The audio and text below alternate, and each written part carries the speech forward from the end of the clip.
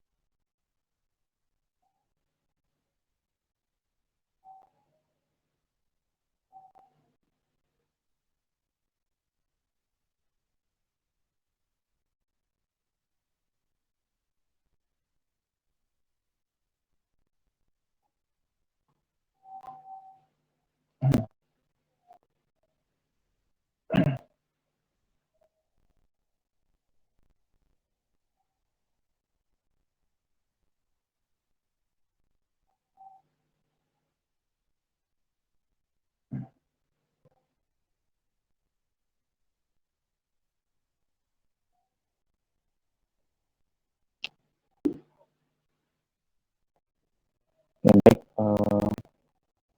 kita langsung aja ya. Jadi untuk minggu ini kita coba latihan ya untuk mencari data protein ya, sama untuk mencari tiga dimensi dari protein ya, dengan menggunakan alat yang kita gunakan ya. Yang pertama itu kita bisa pakai NCBI ya. Yang kedua kita bisa pakai protein data bank ya, atau PDB ya. Cara sama aja ya, cuma nanti ada beberapa yang harus mungkin ada beberapa yang harus kita lihat ya. Dan juga nanti saya coba memberikan mengenai yang ekspasi juga ya, tapi tidak semuanya karena ada beberapa tombol perintah itu yang berbeda yang dari selama ini saya gunakan. Jadi mungkin yang sederhana saja, nanti yang beberapa yang advance ya.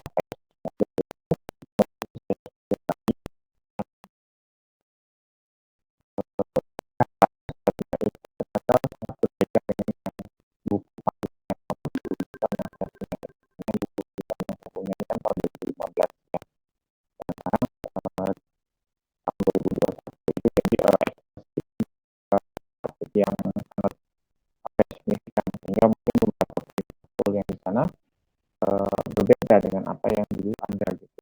Apa yang saya juga sedikit berbeda dengan apa yang dulu yang saya juga pakai juga ya.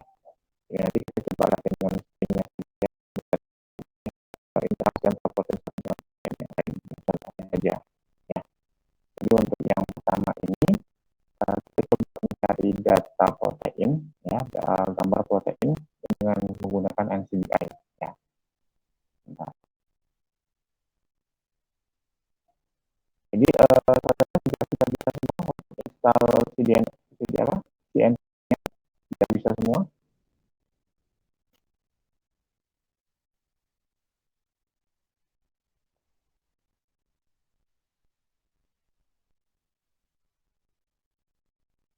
Kemarin bisa semua untuk download sama install.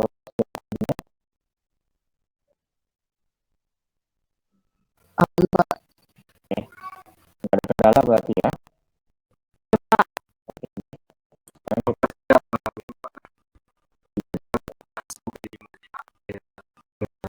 Bisa juga. Oke, untuk yang untuk sabarnya itu sudah saya kirimkan juga di di Google Classroom. Coba aja bisa apa enggak nanti. Kita tinggal download aja, nanti tinggal di setup aja nanti begitu selesai di download ya.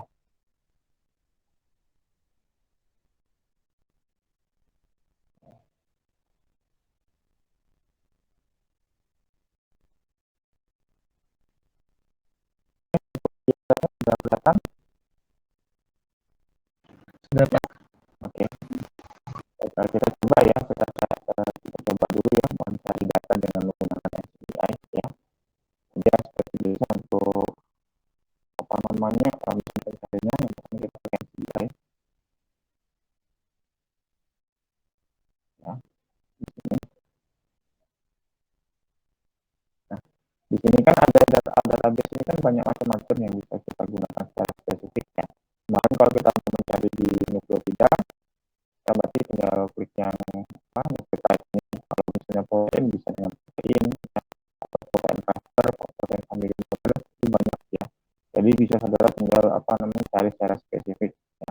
Nah untuk yang ini kita juga pakai yang konsumen ya. Pakai yang konsumen ini ya. Tinggal kita masukkan nama proteinnya ini ya. Mungkin dari saudara ada saran mau kita mencari protein apa? Bisa enzim, bisa hormon, apa saja mungkin bisa ada saran apa yang mau dicari? Silakan.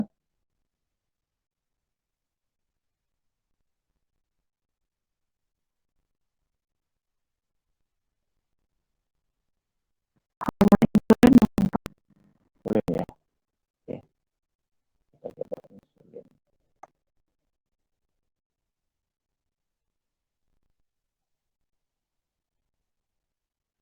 Oke. Nah di sini ada ya ada hormon yang mengarah ke insulin. Jadi kalau ini relasi famili cuma hanya alignmentnya aja, penyejarannya aja. Ya. Nah, ini ada dua apa namanya IGF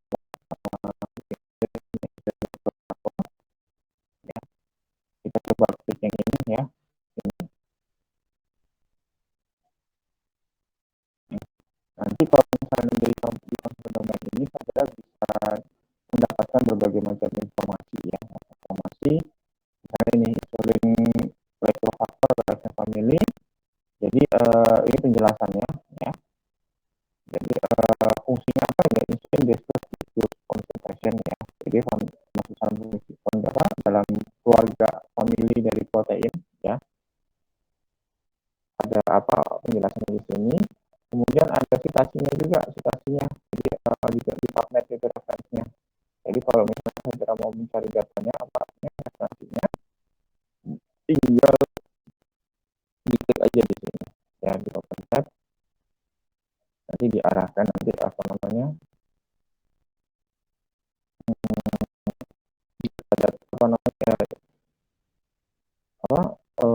citasinya ya. Kita bisa mengerti siapa yang mencitasinya ya. Oke. Nah di sini ada sequence alignmentnya ya yang mirip dengan insulin ya. Jadi contohnya seperti ini ya.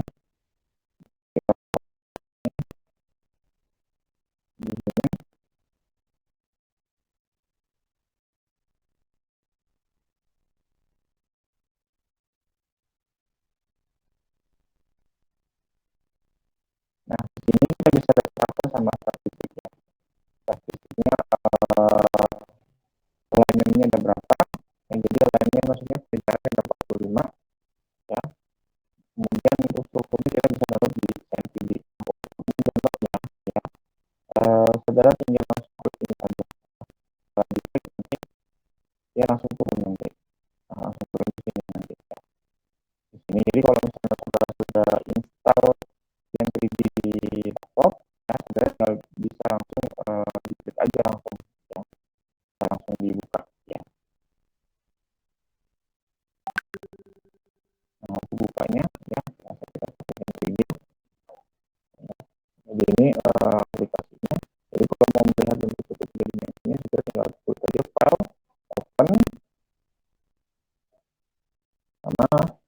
buka data yang barusan kita download tadi ya, yang ini tadi ya. Ini. Kalau sudah nanti di open aja. Oke. Nanti akan keluar beberapa data ya. Jadi ini penjelasannya ya, definisinya ya. Terus sumbernya bagaimana ya. Untuk ini ya, jadi ini PubMed ID-nya ya. Jadi kalau misalnya saudara tinggal klik ini, terus saudara tinggal launch saja. Nanti akan diarahkan apa namanya websitenya ya. Atau misalnya tinggal copy saja ya, tinggal copy saja, nanti tinggal saudara masukkan ke tinggal copy ID-nya, nanti tinggal langsung searching bisa langsung ketemu ya. Ya. Jadi ini apa namanya konsorsiumnya ya, yang mana yang punya pemilikan. Jadi kalau yang ujung ini dia masih ada pemilikan yang beberapa ya. Kalau yang di sini berarti di sini ada yang perbedaan dari yang di bagian atas ya. Ya. Nah di sini kan bisa dilihat ya, bisa saudara lihat dari setting soal dan time-nya ya. Kalau sama legend domainnya bisa kita lihat ya, ya. Jadi ini yang apa namanya yang apa namanya yang terkonservasi ya. Nah, ini yang tidak yang tidak terjajar ya. Yang tidak apa namanya berikatan.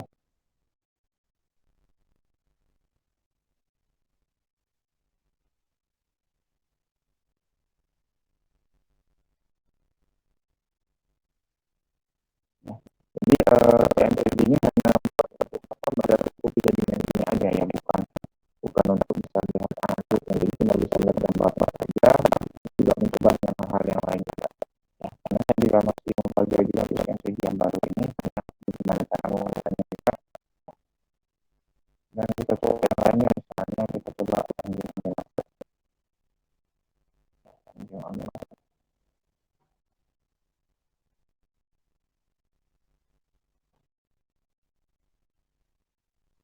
nah, ya, misalnya mau mencari apa yang informasi yang mau ini sebenarnya ya, karena di aplikasi kan bisa banyak besar ya, karena banyak jenisnya ya, tergantung dari jenis yang mana ya. Jadi misalnya kita klik di segi 0,1 ya, caranya sama sebenarnya ya. Jadi saya klik di 0,1 ini ada statusnya ya, kemudian public reference-nya ada ya, kemudian di bawah ini bisa ada password-nya ya. Punya bagaimana ini jadi jenis-jenisnya banyak sekali yang dimamilasi ya, mungkin susah dilihat lagi, tapi bisa ini banyak sekali macam-macamnya ya. Oke, jadi kita sama caranya yang kita buat ya. Tinggal kita buka aja ya.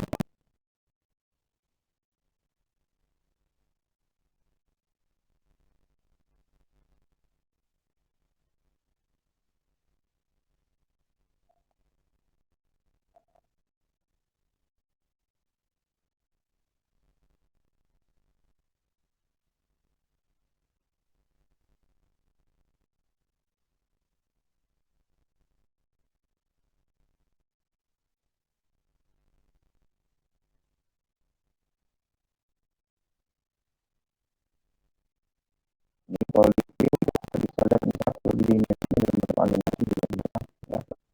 Di sini ini. Jadi bisa saudara lihat apa namanya seperti dimensi dari berbagai arah ya. Kalau beberapa kalau dari mana jadi bisa saudara lihat di sini apa namanya domain-domainnya ya, yang cukup 3 dimensinya. Dan juga apa namanya masih kurang mengerti juga beberapa tapi bisa paling tidak saudara sudah mendapatkan bagaimana cara mencari data suatu 3 dimensi ya. Jadi ini yang apa kalau alignment apa alignment domain ya. Jadi ini yang paling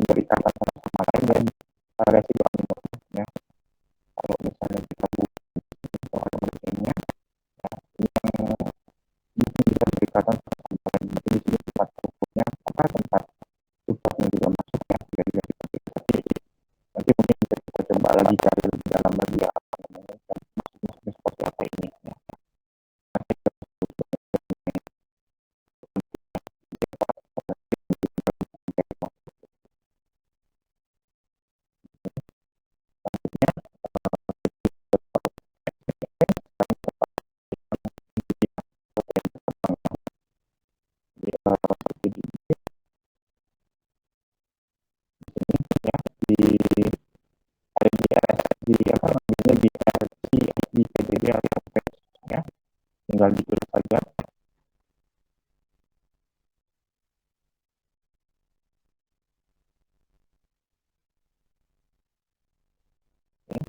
Nah, di sini saudara cuma tinggal enter aja nanti ya, karena untuk protein kita khusus untuk protein yang akan kita cari insulin.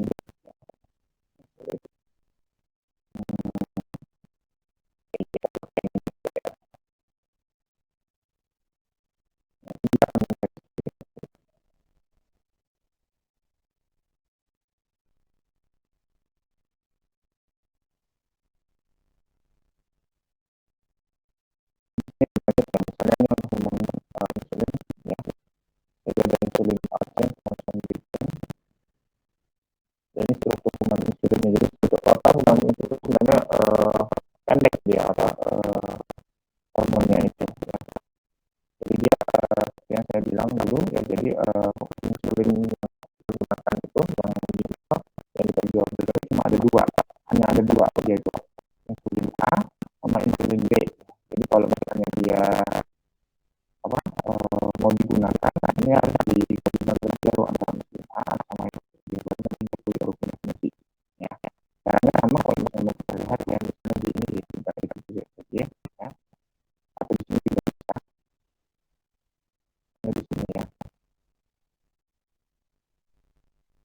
untuk insulin ya, kita bisa lihat di sini. Atau ini kayaknya baru ya, apa namanya putih-putih.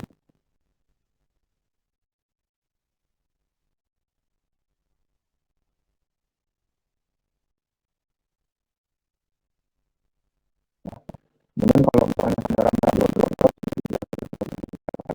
ini ada beberapa SMM di format, nah kalau di format apa lagi nanti kita bisa gunakan pengalihan di Fireball karena Fireball itu menggunakan formatnya PGB. Kalau untuk tiga dimensinya bisa di sini ya, di review ya.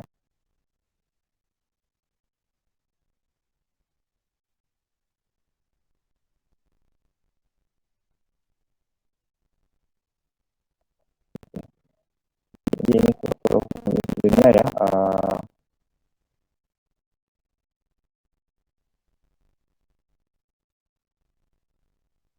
jadi ada apa ini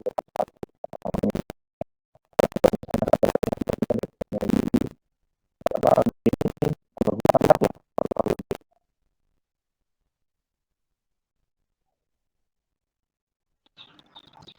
Iya, Pak.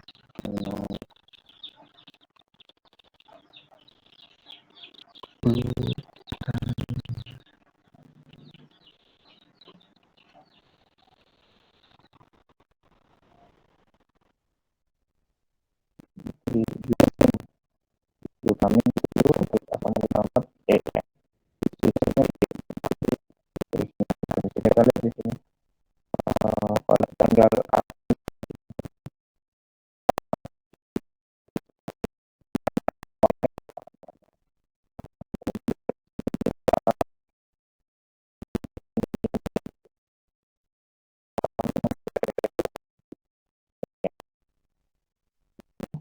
apakah dia apa namanya berikatan dengan lain ya. Nanti saya lihat di sini kan yang titik-titik ini ya, titik-titik ini apa namanya ikatan lemah ya, yang akan mempengaruhi dari bentuk struktur dari apa protein ya. Tapi juga kita juga belajar secara sama-sama ya, hubungan relasi sama yang lain. Di sini ada berbagai macam informasi ya, jadi bisa saudara lihat, bisa saudara pelajari apa yang ini ya. Kalau misalnya dikristalisasi ya, konten-kontennya bagaimana, ini data-data yang ada ya, bisa saudara pelajari juga ya. Tapi kita bisa lihat di sini penjelasan dari sumber-sumbernya sama videonya ya.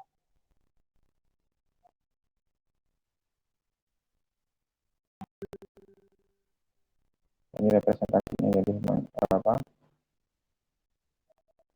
nggak bisa ya.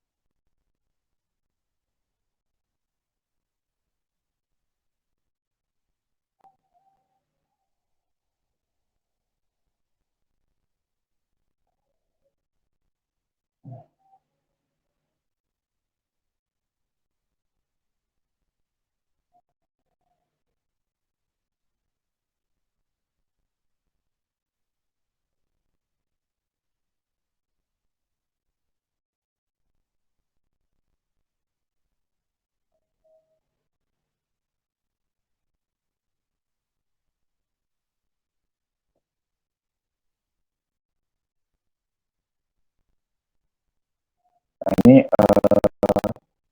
contohnya apa namanya struktur dari protein yang antara enzim sama insulin sudah bergabung itu ya. Kita sudah lihat di sini yaitu klasifikasinya. Ya, ini adalah enzim hidrolase sama termasuk hormon ya. Untuk di sistemnya ini di Essential Coli BL21 ya, BL21 biasa ini. Jadi sel komponennya yang digunakan untuk mengekspresikan untuk produksi ini ya, enzim hormon ini itu di Escherichia coli ya, yang sudah di engineering juga ya. Kemudian ini ada macam-macam informasinya ya, jadi morfologi kontennya ya, total strukturnya berapa, atomnya berapa, kemudian protein unitnya berapa, ya, chance-nya berapa ya. Jadi seperti ini. Image-nya kalau kita melihat di strukturnya.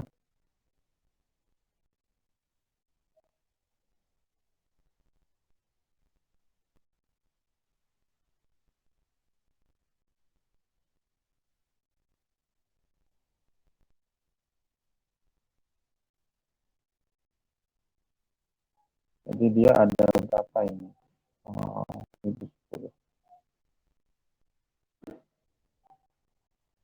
bisa dilihat di sini di apa namanya human insulinnya posisinya dia di dalam sini ya, apa di dalam protein apa di dalam enzim ya.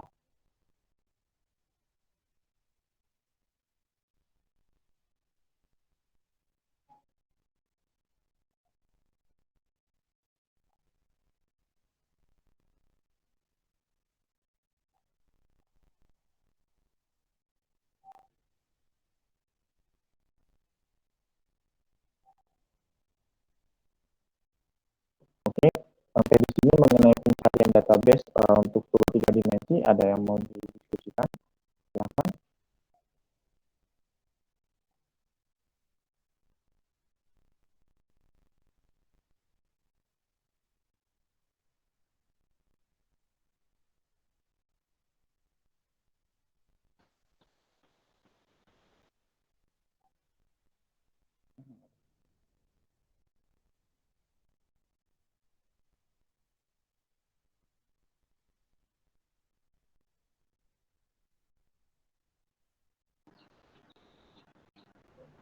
Pak, saya mau nanya Pak, nanti kalau misalkan kita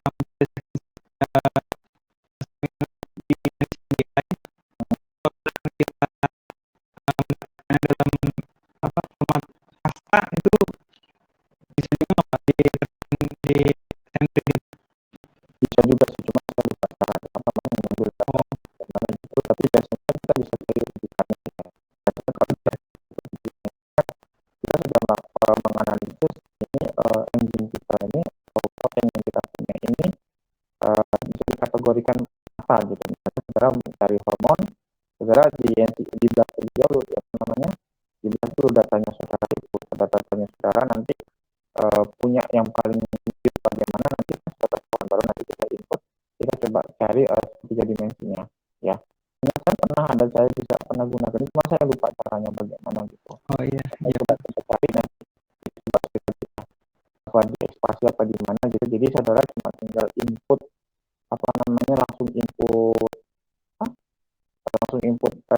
data sekuen aminonya ya, sekuen asam aminonya nanti tinggal dicari dan nanti keluar nanti yang mana yang paling mirip ada seperti itu. Cuma saya lupa apa di PDB segala macam ya, karena kalau di sini kan biasanya di apa namanya dia langsung ke database-nya ya, kita tinggal mencari apa ini ya. ya baik Pak. Nanti kita coba apa cari barang-barang juga nanti, kalau misalnya saudara juga kalau ada apa punya waktu buat ngotak-ngatik juga nggak apa-apa, silakan ya.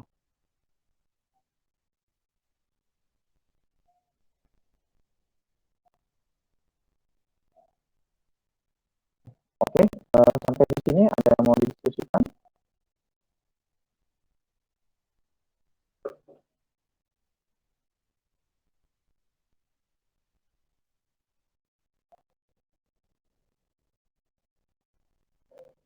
Belum ada, Pak.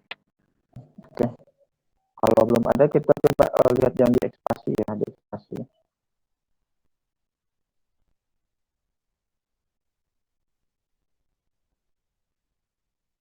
Nah, jadi untuk yang ekspresi ini sweet spot ya.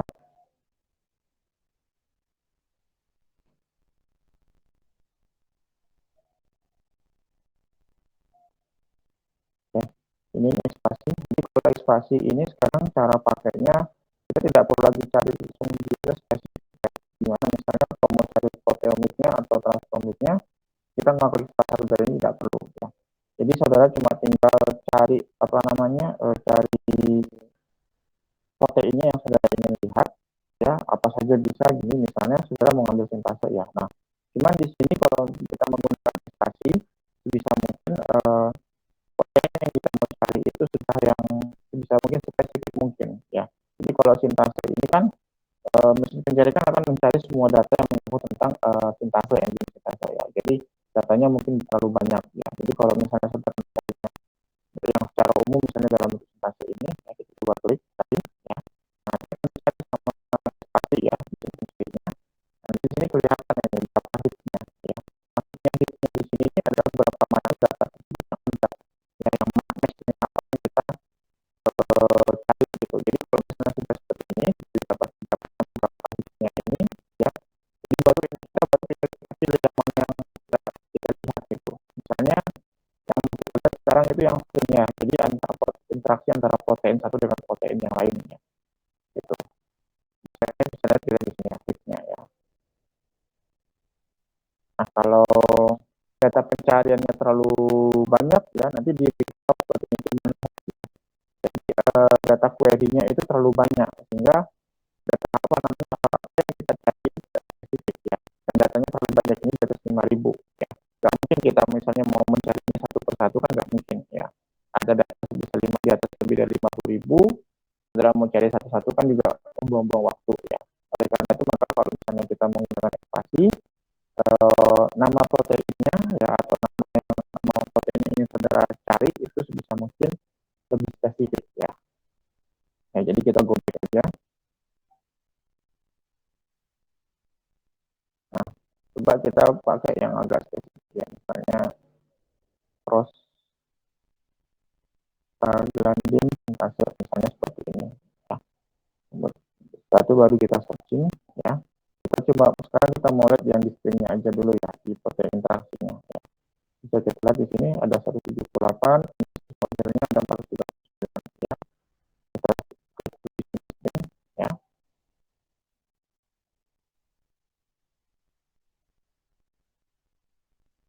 String ini fungsinya adalah kita mau melihat enzim yang kita cari itu bagaimana hubungan atau interaksinya dengan protein-protein yang lain yang masih satu jalur dengan dia, maksudnya dalam proses metabolismenya. Ya kan, karena protein satu dengan protein lain kan kadang merupakan salah satu jenis rangkaian proses metabolisme. Ya, kita bisa melihat bagaimana hubungannya. Nah, di sini bisa kita lihat ya, ada banyak ya matchingnya ya. Kita mau lihat mana yang paling menurut kita paling mendekat ya. Jadi kalau misalnya saudara mau pilih yang nomor 2 misalnya tinggal klik aja ya.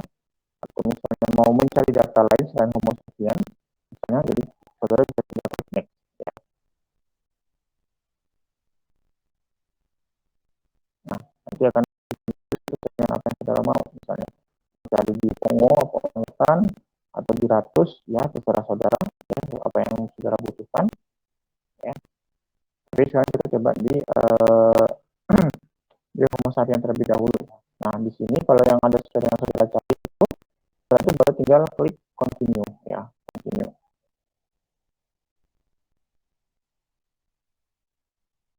Nah, setelah itu kita bisa lihat di sini gimana ya. Nah, kalau di luar lebih banyak lagi data. Jadi kita nggak ini, kita coba yang di sini aja ya. Nah, di sini kan prostaglandin sintasenya ya. Kemudian bagaimana hubungannya dengan dengan protein-protein yang lain, misalnya protein PGP atau PTG. Jadi saudara tinggal klik aja di sini, bisa kita lihat ini ya. Di sini adalah bagian informasinya. Misalnya PTGSE2 ini, protein prostaglandin sintase ini, jadi fungsinya apa? Dia mengkatalisis konversi dari PGH2 menjadi yang lebih stabil ya. Misalnya seperti itu. Penjelasannya bagaimana, kemudian di sini ada sumber-sumbernya ya, sumber-sumber citasinya juga. Kalau misalnya mau cari data ginjalnya, Bisa saudara lihat di resekuen atau di uniportnya atau di mana bisa saudara cari ya. Yang di sini adalah struktur dari PDB strukturnya ya. Di ini ada CMA-nya. Mas saya nggak tahu ini bagaimana cara ngeceknya ya. Tadi sudah saya coba, cuma saya masih agak kesulitan lagi ngeceknya bagaimana.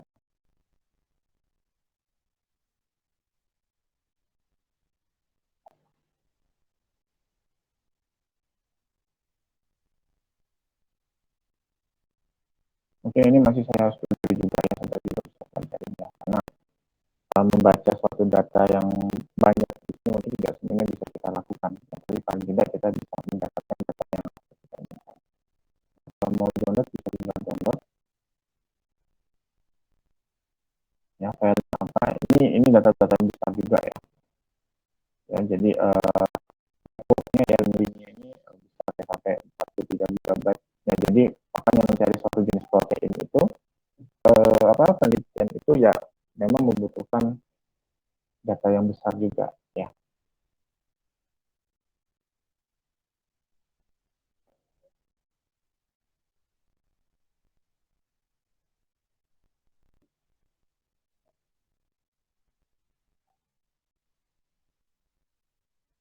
Jadi di sini kalau sekarang saudara mau melihat data di viewersnya mungkin bisa kita lihat.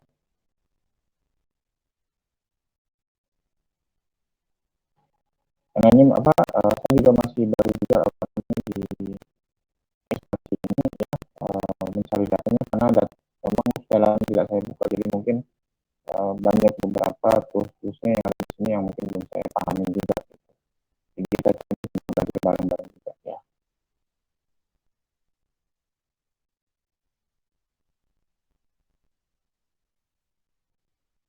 Oke, kalau sampai di sini mengenai ekspresi ada yang mau ditanyakan ya. Dan kalau bisa juga kita nanti mau lihat use modelnya ya juga di sini ya. Berbeda dari yang biasa saya gunakan tadi juga sudah saya coba pakai. Jadi saya kurang tahu ya bagaimana caranya ya. Sudah saya cek juga agak berbeda juga dengan apa yang biasanya saya lihat yang dulu itu. Jadi masih cara melihatnya gitu ya. Nanti mungkin bisa saya bisa pelajari lagi lebih lanjut gitu ya. Tapi paling kita sudah tahu bagaimana cara mendapatkan data ya seperti dimensi yang ada di sini. Ya. Oke. Sampai di sini mungkin ada yang mau diskusikan mengenai latihannya ini, praktik mencari datanya ini. Silakan kalau ada yang mau didiskusikan.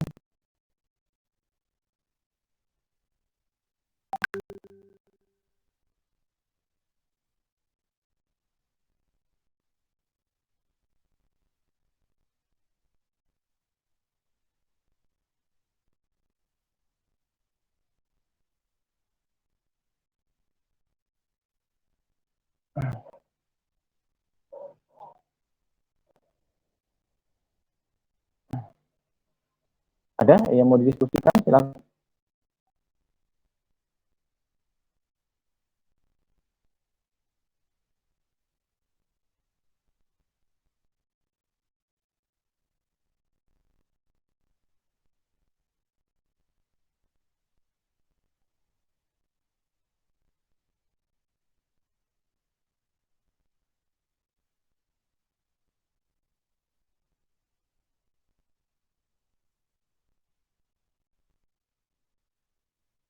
Ada?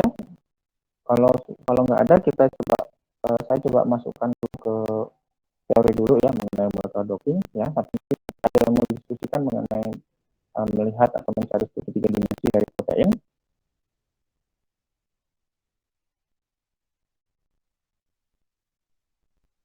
Belum ada, Pak. Oke, yang lain ada? Belum ada, Pak. Oke, kalau nggak ada, ya, mungkin nanti kita bisa belajar lebih lanjut ya di lain waktu di pertemuan berikutnya ya. Jadi saya juga belajar lagi bagaimana cara menggunakannya. Sekarang kita coba masuk ke docking ya. Oke. Jadi untuk docking ini ya. Kalau dari PPT yang saya dapat kemarin ini sebenarnya cenderungnya lebih ke arah untuk farmasi ya. Jadi salah satu aplikasi untuk moloprodoktin ini ya di bidang farmasi itu dia mau melihat kecocokan antara protein target dengan zatnya yang akan didockingkan ke protein targetnya ini ya, sehingga nanti mungkin protein yang target ini mungkin jadi bisa dinonaktifkan atau mungkin bisa diinhibisi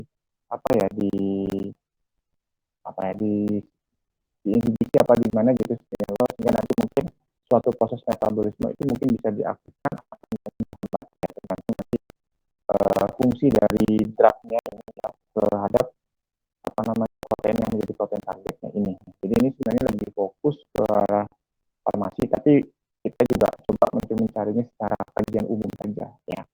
Jadi kalau kita berbicara mengenai moloprodoktin ini, berarti ini adanya interaksi antara protein satu dengan protein yang lain ya, atau dengan protein yang satu, protein target ini dengan molekul-molekul lainnya yang saling berinteraksi ya, yang saling komplementer, sehingga dia terjadinya proses namanya docking ya.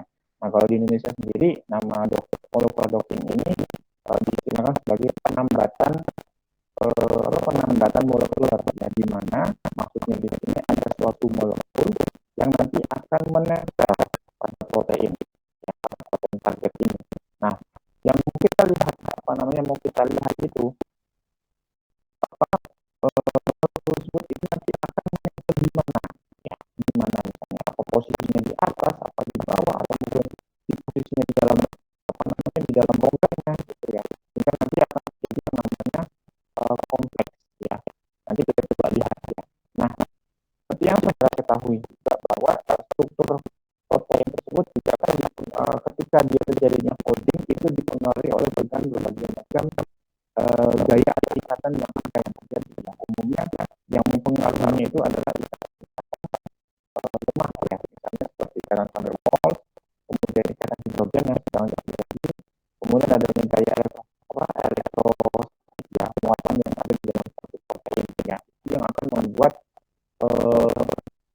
bentuk atau shapingnya dari struktur protein tersebut ya.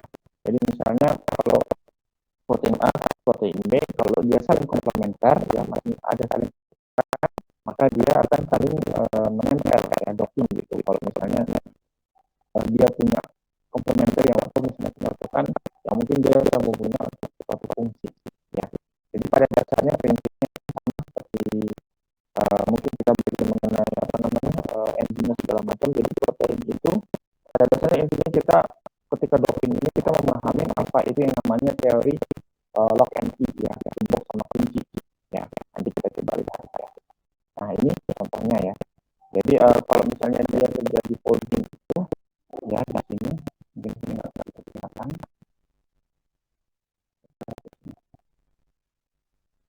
Nah, di ini ya. Nah, ini ya, jadi yang titik-titik ini adalah ikatan lemahnya ya. Ini kalau yang hijau-hijau ini yang paling pertama tadi ini adalah mana nanti antara amino satu dengan amino yang lainnya itu ketika proses folding terjadi juga harus berusaha yang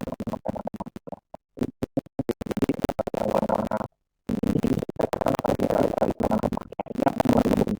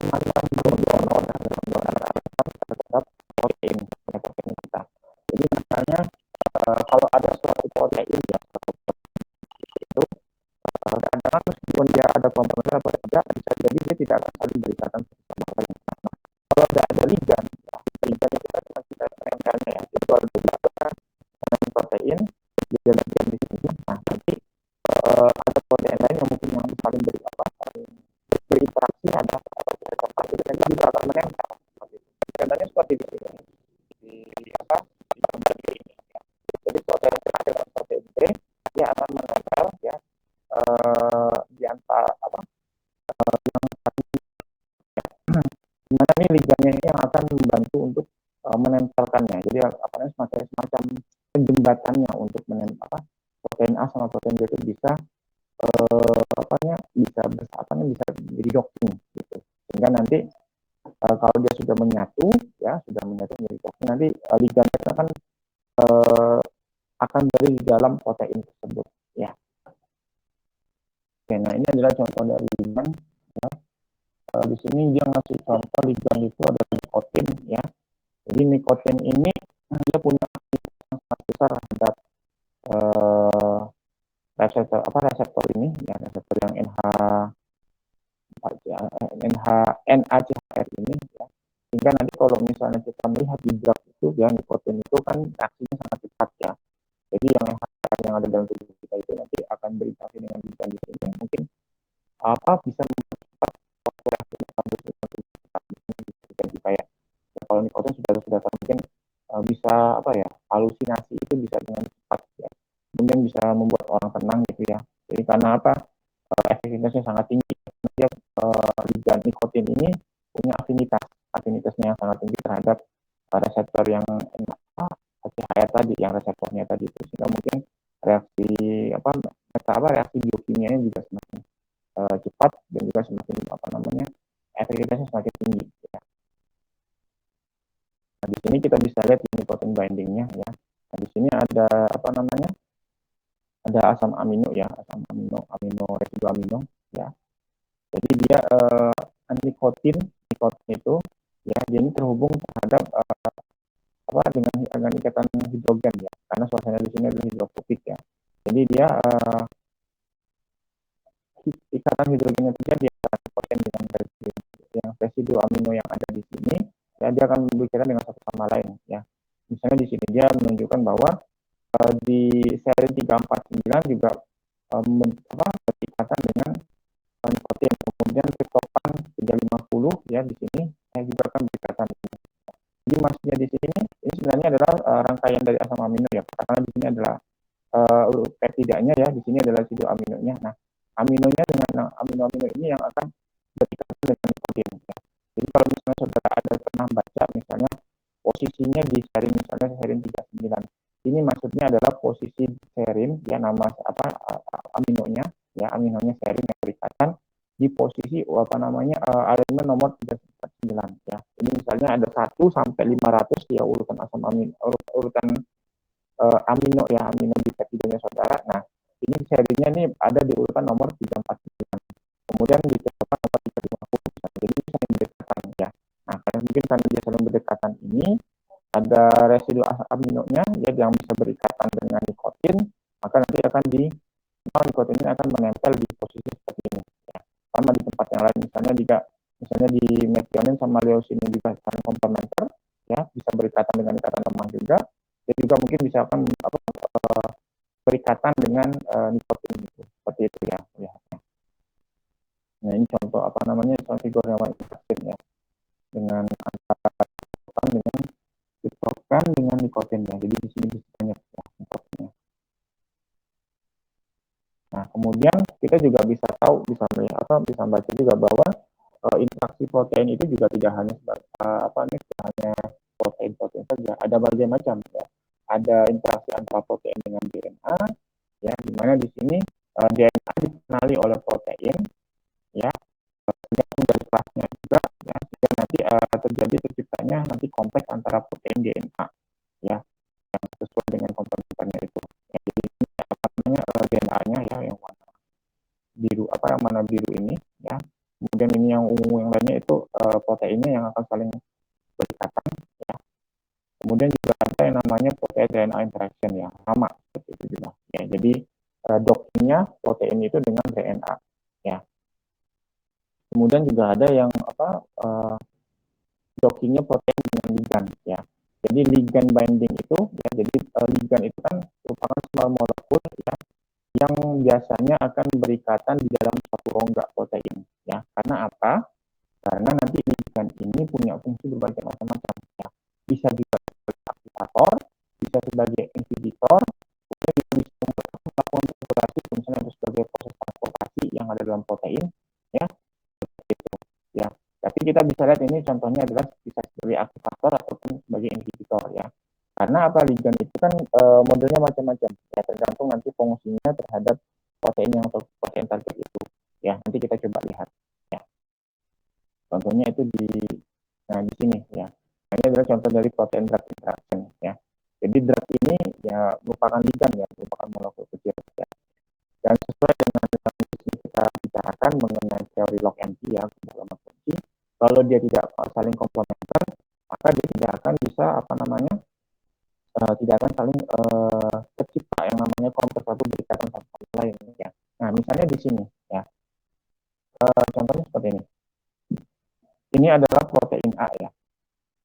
Nah, protein A ini kalau misalnya nanti dia berikatan dengan molekul lain ya, ini mungkin dia akan masuk ke dalam proses metabolisme atau yang mengakibatkan mungkin suatu penyakit ya. Jadi di sini ya disease protein. Jadi mungkin ini adalah protein yang menyebabkan suatu penyakit gitu. Kalau misalnya nanti dia berikatan atau binding dengan molekul lain yang saling komplementer, kemudian dia masuk ke proses atau metabolisme, misalnya kanker misalnya gitu.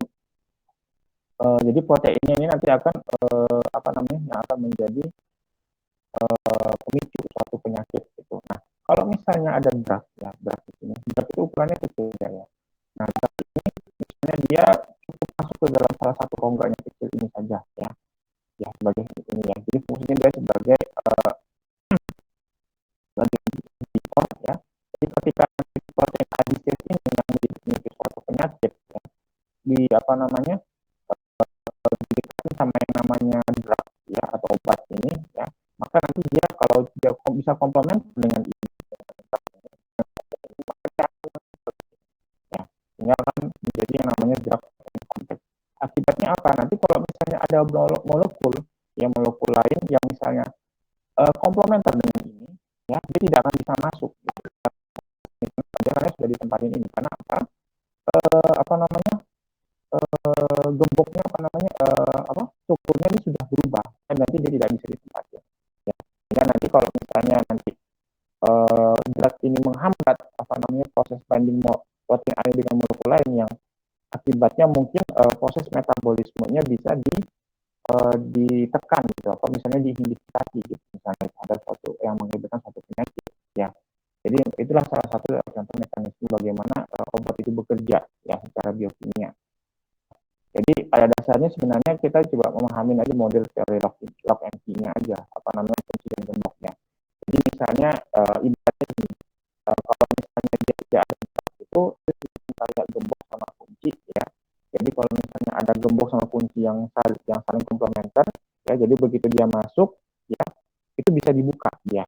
Nah, maksudnya di sini kalau misalnya ada drug ya, katakanlah drug itu misalnya semacam kayak kalau misalnya saudara di pintu ya, di gagang pintunya saudara itu kuncinya itu saudara kasih ya kasih permen karet lah di di tempat masuknya kunci itu ya, tempat masuknya kuncinya atau gemboknya itu. Nah, kalau misalnya ada kunci ya, kemudian ada gagang pintu ya, protein ini misalnya sudah dikasih tempel karet atau ini di ujungnya ini, apakah nanti kuncinya bisa masuk? Nggak bisa kan? Karena apa? Karena ada yang namanya terhalang sama suatu benda atau molekul atau benda asing gitu. Nah, kalau dalam hal ini molekul benda asingnya atau molekulnya itu adalah protein ya, sehingga nanti dia tidak bisa komplementer, nanti mungkin molekulan atau protein yang komplementer jadi tidak akan bisa menempel di sini ya. Jadi begitu model cara kerjanya suatu jenis obat. Tapi obat juga macam-macam cara kerjanya. Ya, ini adalah salah satu dari contoh manfaat dari molecular di bidang farmasi ya. Jadi ini jadi di sini ya bisa dilihat di sini ya, yang kuning ini adalah protein, kemudian drug ya, drugnya ini yang warna biru ini yang akan menempel di sini ya. sehingga nanti dia juga tidak hanya fungsinya berubah, tapi juga mungkin strukturnya juga berubah ya. Akibatnya strukturnya berubah apa? Nanti mungkin ada molekul lain yang seharusnya komplementer menjadi tidak komplementer, tidak bisa dikatakan satu sama lain ya. Sehingga nanti bisa terjadi proses interferensi, ya interferensi terhadap suatu pathway jalur metabolisme yang nanti kalau dia tidak dihalang sama obat ini, dia mungkin bisa mengakibatkan satu penyakit. Nah, tapi kalau ada obat ini, ya mungkin bisa dihalang proses metabolisme seperti itu. Jadi binding itu, ya binding insertion itu bisa terjadi perubahan juga ya. Nah, contohnya seperti ini ya, industri of kinase dengan glukosa ya. Setelah dia berikatan dengan glukosa. Ya. Jadi di sini ya enzim katakanlah di sini adalah enzim heksokinase ya. Nah, di sini adalah active site-nya ya. Maksudnya active site di sini adalah tempat di mana nanti substrat itu akan menempel ya, sehingga nanti akan terjadi yang namanya kompleks enzim substrat ya, baru substrat ini nanti akan dikatalisis menjadi produk ya. Contohnya seperti ini ya. Jadi kalau dia keadaan yang biasa gitu, substrat akan masuk ke dalam active site-nya ini dari satu enzim ini, sehingga nanti akan terjadi kompleks, baru nanti akan mendapatkan produk ya. Nah, di sini saudara juga bisa lihat, katakanlah di sini ya, di sini ada yang bercepungan seperti ini. Katakanlah di sini bisa jadi ini merupakan salah satu posisi letaknya sebagai aktivator atau inhibitor ya. Jadi aktivator atau inhibitor juga bisa disebut dengan merupakan protein atau molekul lain ya. Sehingga nanti kalau misalnya dia juga docking dengan enzim ini, katakanlah enzim heksokinase ini, katakanlah di sini ada aktivator, kemudian dia nanti menempel di sini, kemudian nanti ada substrat masuk ke sini ya, bisa jadi karena nanti ada aktivator sini, nanti kerjanya enzim itu bisa meningkat ya. Katakanlah misalnya kalau dia dalam keadaan normal tidak ada aktivator ya, bisa jadi nanti proses katalisis ini misalnya kalau misalnya dia dalam waktu misalnya 1 detik, mungkin dia kalau misalnya hanya tidak ada aktivator, mungkin dia bisa hanya menghasilkan satu produk. Nah, tapi kalau ada aktivator di sini, dia bisa menghasilkan produk lebih dari satu dalam waktu yang sama. Gitu. Katakanlah seperti itu. Nah, kalau misalnya ada inhibitor, ya, inhibitor kan ada 2 ya, yang kita katakan. Ada yang namanya inhibitor kompetitif sama non kompetitif. Ya.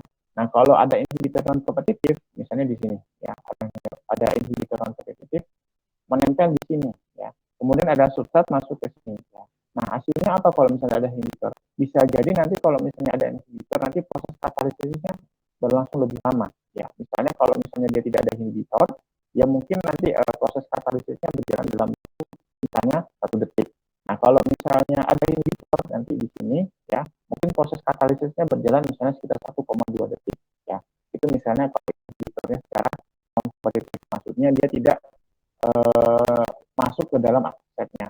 Nah, kalau misalnya inhibitor kompetitif, berarti nanti inhibitornya itu akan masuk ke sini juga ya. Nah, kalau akibatnya apa kalau misalnya inhibitor ini masuk ke dalam sisi aktifnya dari enzim ini, akibatnya adalah substrat tidak bisa masuk ke sini ya, sehingga nanti proses katalisis juga tidak bisa berjalan dengan baik ya. Itu yang namanya non kompetitif ya. Kompetitif ya. Nah, jadi ini adalah definisinya ya.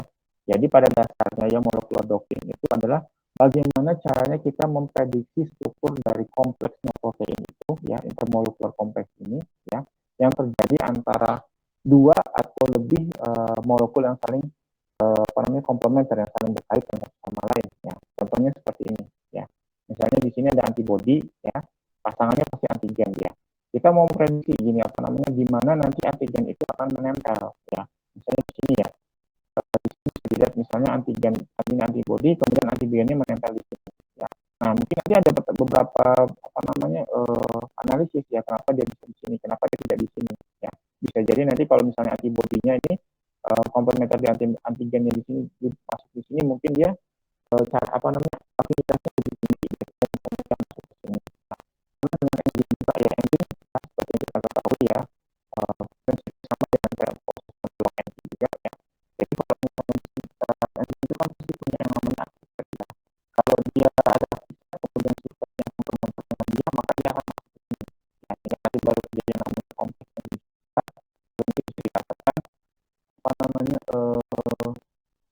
padat ya, atau lain juga misalnya sebagai salah satu transport ya, di transport. Jadi molekul protein itu bisa disebut sebagai transportasi. Molekul nanti kalau dia saling komplementer juga akan menempel di sini, lalu nanti bisa ditransportasi ya. Atau mungkin bisa sebagai reseptor sama signaling ya. Nah, maksudnya di sini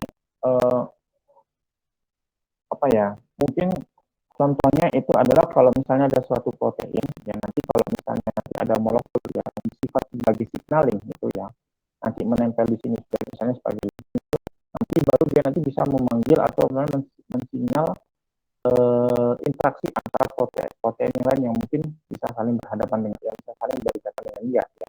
Jadi kalau misalnya ada reseptor, tapi kalau misalnya nggak ada signal gitu, jadi mungkin protein targetnya mungkin dia tidak bisa menempel di situ, gitu karena tidak ada sinyalnya yang pemberi sinyal. Kalau misalnya ada pemberi sinyalnya, sinyalnya itu menempel, jadi mungkin ada protein-protein yang menjadi target itu dia bisa berikatan dengan reseptornya ini. Ya. Jadi caranya seperti itu. Jadi pada dasarnya molekul itu kita mau memprediksi ya bagaimana nanti suatu protein itu nanti kalau misalnya ada molekul yang mendekati dia itu nanti jadi posisinya pada posisi sebelah mana itu, apakah dia sebelah kiri, sebelah atas, sebelah kanan, sebelah bawah. Ya analoginya seperti itu ya.